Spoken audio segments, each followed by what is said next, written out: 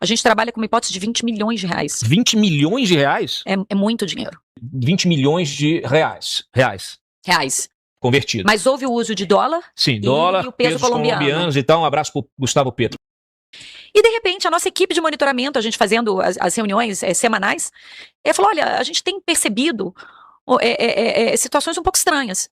Por quê? Porque páginas muito pequenas, recém-criadas, com pouquíssimo conteúdo publicado, então páginas com 3 posts, 4 posts, então páginas, digamos assim, irrelevantes nesse ecossistema digital, estavam fazendo contratações de valor muito incompatível com o tamanho que elas tinham. Então, contratações de 100 mil, 200 mil. E aqui, Cláudia, a gente precisa dizer que a internet ela tem essa qualidade de verdadeiramente democratizar as coisas. Uhum. Então, 200 mil em impulsionamento é muita coisa. Isso alcança muita gente. E não era só uma. Eram várias. E com um padrão muito próximo. Primeiro, nós paramos numa empresa do Paraná. Depois a gente detectou que muitos celulares, porque para abrir contas e fazer impulsionamentos a gente precisa de celulares, muitos celulares com DDD 041, contas irrelevantes na perspectiva do ecossistema digital, muitas. Então a nossa estimativa é que a gente esteja falando de 20 mil perfis. Isso é um negócio imenso, que geram 2, 3 conteúdos, perfis criados em identidades camufladas, identidades falsas, CPFs frios. E essas contas vão até a biblioteca de anúncio do Meta, contratam um impulsionamento de 100, 200 mil, então um impulsionamento relevante, pagam. E aí vem, Cláudio, como é que essas pessoas estão pagando? Porque são perfis sem rosto.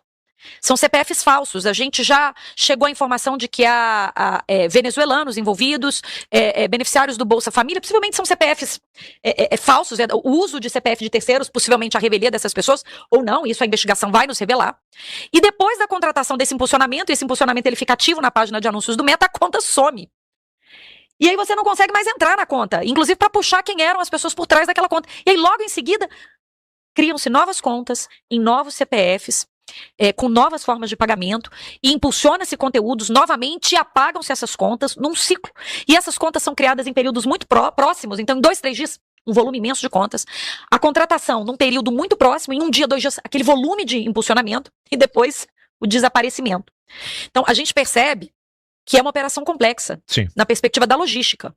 Porque eu preciso pagar o Meta. Então eu preciso criar contas bancárias ou cartões de crédito. digitais, internacionais. Eu preciso criar meios de pagamento oficiais para remunerar a plataforma em nome de perfis fantasmas criados no contexto de CPFs roubados ou fraudulentos. A gente está falando de vários crimes. A grande diferença, me parece, em relação ao velho gabinete do ódio, né, ou dos MAVs, né, aqueles militantes virtuais que a gente teve, que foi a primeira onda da internet, é que agora a gente está falando de a gente não está falando de robô, a gente não está falando de impulsionamento artificial, a gente está falando de impulsionamento real, a gente está falando de CPFs reais que são roubados, são usados, CPF de terceiros. Você citou aqui venezuelanos, beneficiários do Bolsa Família, que naturalmente são pessoas que não têm conhecimento do que está acontecendo e nem imaginam, né, que o seu CPF... Não tem nenhuma capacidade econômica para fazer um impulsionamento de 200 mil reais.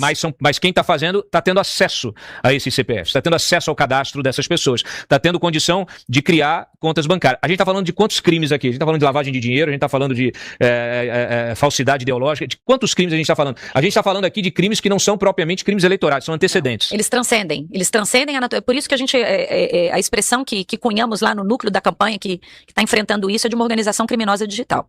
É algo verdadeiramente grave, com o uso de moeda estrangeira. Então a gente tem estelionato, tem organização criminosa, falsidade ideológica, falsidade documental, evasão de divisas, é preciso apurar isso. Pesos colombianos, por que pesos colombianos, Cláudio? Por que Colômbia? Será que tem alguma interferência de alguma organização criminosa da Colômbia? O que está acontecendo? Então é verdadeiramente uma coisa imensa.